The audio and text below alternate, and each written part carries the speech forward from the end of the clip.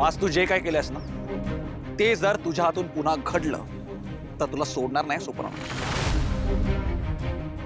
माझ्या मुलीच्या वाट्याला जायचा नाहीयेस तू. मला माहित नाही तुमच्यापैकी कोणी हे मुद्दाम केलंय, पण आनंदीला ज्या पदार्थाची ॲलर्जी आहे तो पदार्थ खायला का घातला तुम्ही? हे बघ सिद्धू, आम्हाला स्कूलमधून फोन आलेला पण बिण काय नाही. सरळ शब्दात सांगतोय, माझ्या फॅमिलीशी लढायचं नाही. हे बघ सिद्धू, मला खरंच माहित नव्हतं तिला हेझलनटची ॲलर्जी आहे. अरे माझ्याच सख्या भाचीशी मी असं का वागेन? म्हणजे सख्या बाचीला कुठल्या गोष्टीची ॲलर्जी आहे माहित नाही तुला? मग सख्खी आत्या म्हणून कुठल्या हक्काने शाळेत तिला भेटायला गेली होतीस? अरे आनंदी आत्ता कुठे माझ्या आयुष्यात आली आहे, पण तिला काय चालतं, काय नाही चालत, काय आवडतं, काय नाही आवडत सगळं माहिती आहे मला. तिचा पाय नुकताच बरा झालाय म्हणून ती इतर मुलांसारखी वेगाने धावू शकत नाही हे माहिती आहे मला. इंग्लिश मधला बी आणि डी या अक्षरांमध्ये तिला अजूनही गोंधळ होतो हे माहिती आहे. आमटी भात खाताना जर तिच्या दातात कोथिंबीर अडकली तर ते तिला चालत नाही.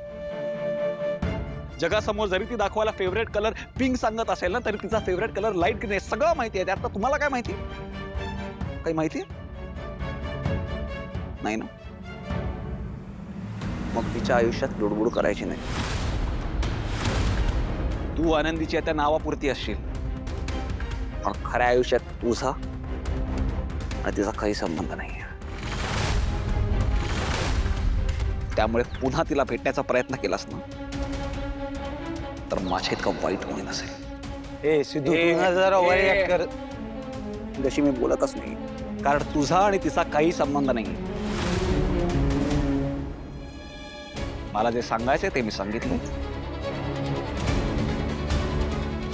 शेवटचं सांगतोय, माझ्या मुलीच्या केसाला धक्का जरी लागला ना तर गाठ माझ्याशी.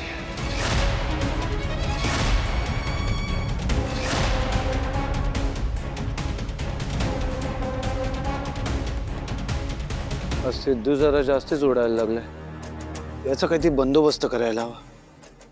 फक्त या सिद्धूचाच नाही रवी, पूर्ण दळवी फॅमिलीचाच बंदोबस्त करायला लागणार.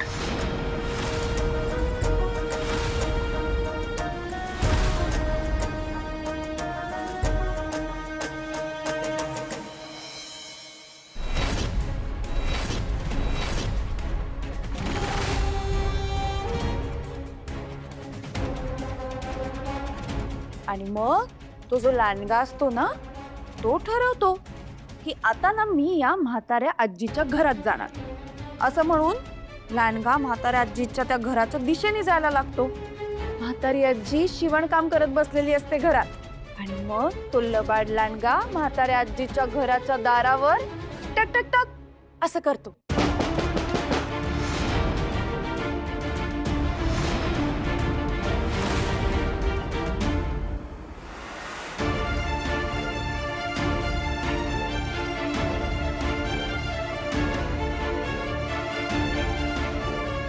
घाबरायला काय झालं? तुला असं वाटलं का की लबाड लांडगा जसा आजीच्या घरावर जाऊन टकटक करतो तसं आपल्याही दारावर कोणीतरी टकटक केलं म्हणून घाबरली? कशाला घाबरतीयेस? कोण येणार आहे आपल्याकडे? बाबा आला असेल. थांब, मी बघते.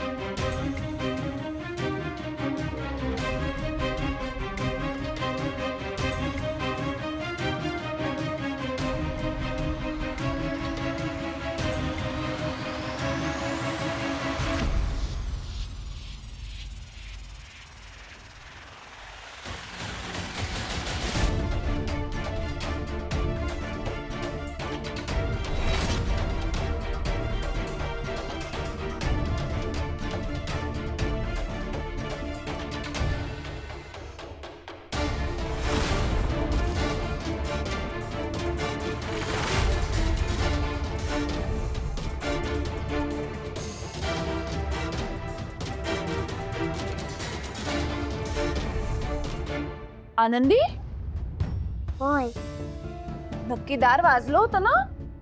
म्हातारीचं दार वाजलं की आपलं दार वाजलं? म्हणजे आई बघ, म्हातारीचं दार लांडग्याने वाजवलं, मग आपलं दार कोणी वाजवलं? अरे देवा, गोष्टीच्या नादात आपल्या दोघींना भास झाला वाटतं. आपलं दार कोणीच नाही वाजवलं बहुतेक. बघ ना, कोणीच नाहीये बाहेर आणि तू उगाच घाबरली होतीस. बस तू, मी आले. Little Tommy Tadpole began to whip and while, for little Tommy Tadpole had lost his little tail. आठवतंय की तुला? बाळा कळलं का नाही, पण ऐकायला खूप भारी वाटलं.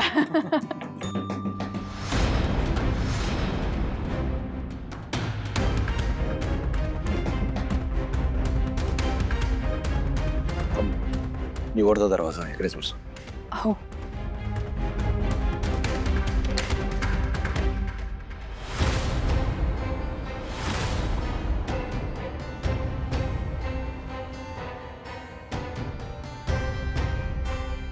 महेश भाऊजी, तुम्ही आहात होय?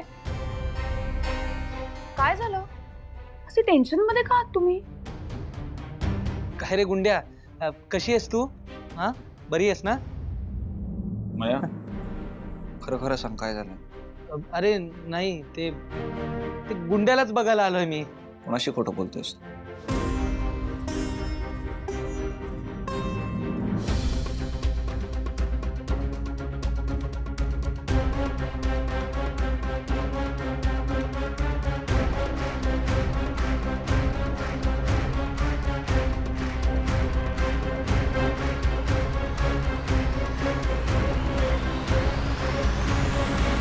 काय आहे? कसलं पत्र आहे? बघ.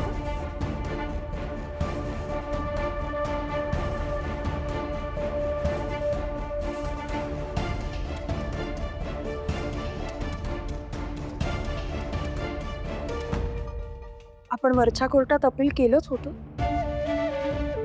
बरं झालं तारीख मिळाली. तारीख मिळाली तरच आपण पुन्हा आपली बाजू मांडू शकतो ना. सिद्धिराज, तुम्ही आत्ता घरी जरी असलात ना, तरी तुम्ही जामिनावर जेलमधनं बाहेर आहात हे आपण विसरता कामा नये. आणि माझी खात्री आहे तुमच्याकडून तो ऍक्सिडेंट झालेला नाहीये आणि त्यामुळेच तुम्ही निर्दोष सुटणं माझ्यासाठी सगळ्यात जास्त महत्वाचं आहे.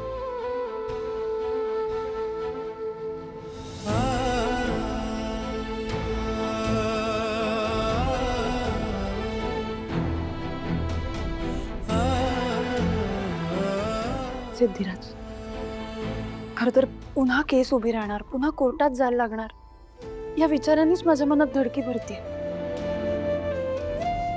पण निकाल चांगला लागेल या आशेने आपल्याला लढत राहायलाच हवं.